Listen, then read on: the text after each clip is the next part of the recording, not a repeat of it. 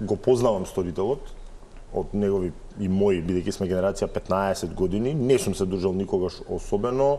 Мои другари кои што се дружеле зборуваат дека имал поголем историјат на малтретирање девојки, но сега да не навлегуваме на рекла казало, но каде јас во 3 точки денеска го таргетирав на социјални мрежи, каде е проблемот, зашто се вакви фемициди репетитивни. Сам знаеш дека неколку 4-5 случаи имаше само во последниве 2 години, во Кочани, значи проблемот е следен.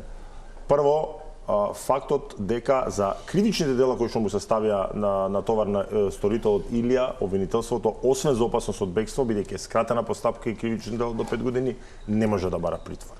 И тука е погрешно поставено законското решение, тоа се покажува, затоа што ако некого сакаат да стават во притвор, ќе одат да го исилуваат опасност од бегство која што реално не постои, па ќе помине на суд, па ќе падне на кривичен совет или не, значи се злоупотребува, на сила се оди, судијата на претходна постапка замнижува и се нели прави на 3,5 дека постои опасност од бегство, не постои, и затоа треба да има законски измени.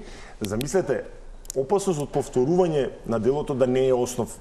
Што е битно дали е скратена постапка или не е скратена постапка. Да имаш опасност за повторување, верувајте дека секој совесен обвинител во Велес нели таквите се, дека господинот ќе беше во притвор, а сега да не прejudicираме, можеби и девојката ќе беше сега жива. Тоа не е случај, но тоа може да се направи со брзи измени, и така кривичниот законник е швајцарско сирење кај нас. Се извинувам, законот за кривична постапка и кривичниот законник кај нас се менуваат на 15 минути. Втор голем проблем кој што се занемарува, а кој што народот не сака да прими дека е вистина, а ние кои што го работиме тоа знаеме дека е така, е огромниот дефицит на суди и јавни обвинители и особено помошен кадар. Од 650 по систематизација, мислам дека сме веќе и на помалку од 400 судии. Тоа нормално ја одоговлекува секоја постапка.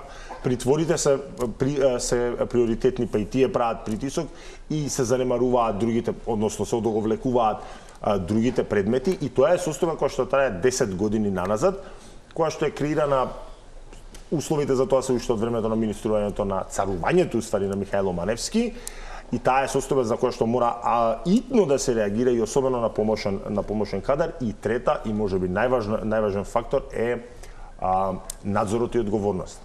Партизацијата во Македонија си го прави своето. Многу добро знаете како долгогодишен новинар. Тоа беше и следното прашање. Многу добро знаете како долгогодишен новинар. Кога нешто ќе се дефинира без оглед на сите недостатоци кои што ги кажавте, тоа е прелеано на останатите институции. Ниедна институција, Боби, ниеден орган, ниедна индивидуа не била казнета или барем не била соодветна казнета кога таа не постапувала или кога нејзиното постапување затаело.